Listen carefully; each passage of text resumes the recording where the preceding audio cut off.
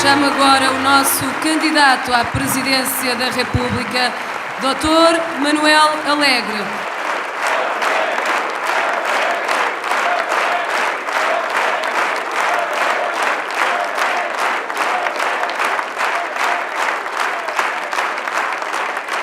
Minhas senhoras e meus senhores, amigos, companheiros e camaradas, a presença e as palavras de Jorge Sampaio têm para mim um especial significado afetivo e político. Não só porque se trata de um ex-presidente, de um grande estadista, de um democrata e socialista de sempre, mas sobretudo por ser um símbolo da minha geração, um amigo de muitos anos, um companheiro de tantos combates e de um camarada que nas horas decisivas nunca faltou à chamada.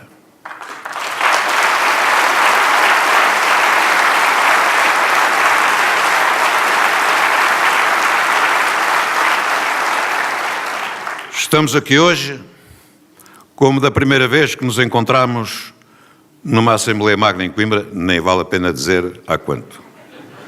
Com mais brancas, é certo, mas com a mesma convicção democrática e a mesma fidelidade aos ideais e aos valores cívicos da nossa juventude.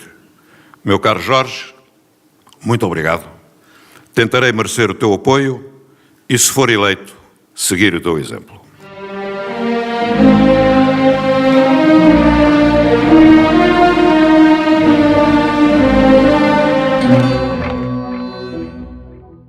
A minha candidatura nasceu de uma decisão pessoal, tal como está consagrado na Constituição. Eu não negociei nada com ninguém, não sou refém de ninguém.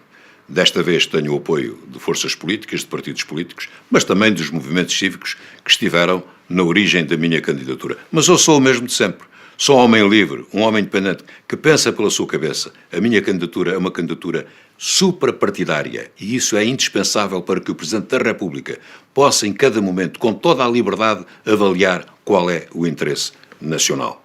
Sou aquele que sempre fui, um homem que pensa por si próprio e que, acima de tudo, põe o interesse dos portugueses, o interesse da democracia e o interesse de Portugal. A escola pública tem muitos problemas e muito tem de ser melhorado. Mas, ao contrário do que se tem dito, ela conseguiu nas últimas décadas garantir mais igualdade e mais qualificações para os portugueses.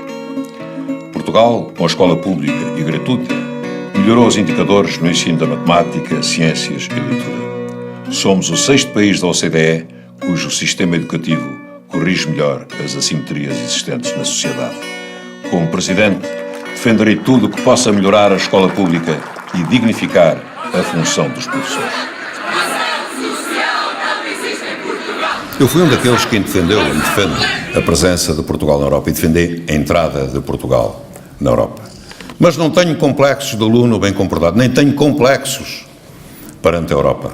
Como costumo dizer e tenho dito em todos os lados, quando as nossas naus partiram para o mar desconhecido, nós criámos a primeira revolução cultural e científica que esteve na origem do Renascimento europeu e fomos Europa antes da Europa o ser. Não temos que ter complexos de inferioridade, temos que ser europeus de primeira, fazer ouvir na Europa uma voz portuguesa, uma voz crítica, porque nós aderimos a uma Europa para ser uma Europa de prosperidade partilhada, de democracia, de cidadania, de coesão, não esta Europa neste momento em desconstrução, em que um centro dominado pela Alemanha está a encostar os países periféricos e os nossos à parede. Mas nós algumas vezes fomos pioneiros e nada impede que a mudança não possa vir de países periféricos. Já fomos pioneiros no 25 de Abril, quando mostramos que se pode passar de uma ditadura para a democracia sem cair numa nova ditadura e abrimos o caminho à transição democrática na Espanha, na Grécia e noutros países. E hoje podemos ter uma voz própria. Estamos a resistir a essa pressão. E este é o momento de resistir, de todas as forças políticas, as do governo, as da oposição, resistirem para sermos capazes de ser nós a resolver os nossos problemas, sem que venham de fora ditar-nos ou dizer-nos aquilo que devemos fazer. O Presidente deve inspirar o debate em torno dos grandes problemas nacionais e ser um moderador político e social. No momento em que a Europa entrou num ciclo de desconstrução, Portugal deve ter voz própria na reforma dos tratados e deve procurar um novo modelo de desenvolvimento para sair do ciclo vicioso da austeridade e da recessão. Há também razões estruturais para a crise. Uma economia assente na mão de obra barata e no botão não nos serve. Mas não nos podemos secundarizar ou adiar as questões sociais. A luta contra as desigualdades é ela própria condição do desenvolvimento económico. Precisamos de uma nova estratégia de desenvolvimento, com mais inovação, mais emprego, mais coesão. Temos de refazer o nosso tecido produtivo a partir dos nossos recursos, da agricultura à floresta e ao meio marinho, e valorizando os nossos diferentes patrimónios, em especial a história, a cultura, a língua, os sítios e a paisagem, tudo aquilo que faz a singularidade e a força de Portugal. Como Presidente, pela minha vida, pelas minhas convicções, eu dou a garantia de defender o Estado Social. Eu dou a garantia de defender a democracia com todos os seus direitos, não só os direitos políticos, mas os direitos sociais, o Serviço Nacional de Saúde, a segurança pública, a escola pública, o conceito de justa causa, os direitos dos trabalhadores. Do ponto de vista ideológico e do ponto de vista político, Cavaco Silva está mais de acordo com o pensamento que domina os mercados financeiros do que com aqueles que entendem que a entrada do FMI em Portugal representa um grande sacrifício, um agravar dos sacrifícios para o povo português. É preciso explicar o que é que isso significa. A entrada do FMI em Portugal significa o despedimento de milhares de funcionários, a redução do salário mínimo nacional, cortes brutais, cortes nas prestações sociais. E é por isso que a direita quer o FMI em Portugal. Não é só a impaciência de ir para o governo, não é só colocarem a ambição do poder acima do interesse nacional. É que eles sabem que o FMI realizaria em Portugal o programa que eles gostariam de aplicar, mas que não têm a coragem de submeter a votos porque sabiam que seria derrotado. Esta é uma hora de mobilização. Vamos à luta! Vamos à luta! Vamos à luta! Viva a República! Viva Portugal!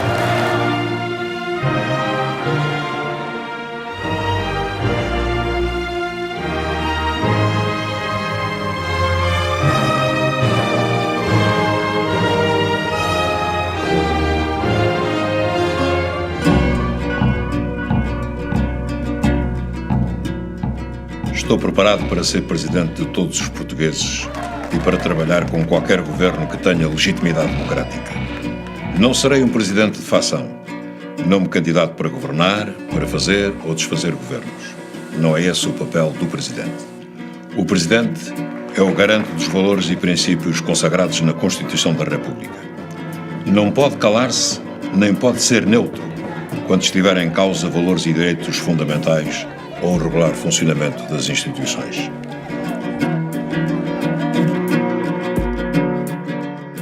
Por isso, não serei neutro, como nunca o fui, na luta pela decência da democracia e pela transparência da vida pública, contra o clima de permanente insinuação e suspeição que mina a confiança dos cidadãos. Não serei neutro contra o clientelismo, a corrupção e os interesses que tentam dominar o Estado democrático. Não serei neutro na defesa dos direitos sociais, que nas democracias modernas são inseparáveis dos direitos políticos e sem os quais a nossa democracia ficaria mais pobre e mutilada.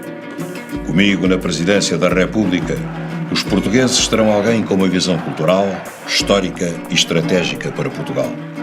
Alguém que sempre disse com orgulho a palavra pátria, com sentido de modernidade e de futuro. Alguém que acredita que Portugal vale a pena. Alguém que quer ajudar com todos vós a reconstruir a palavra esperança.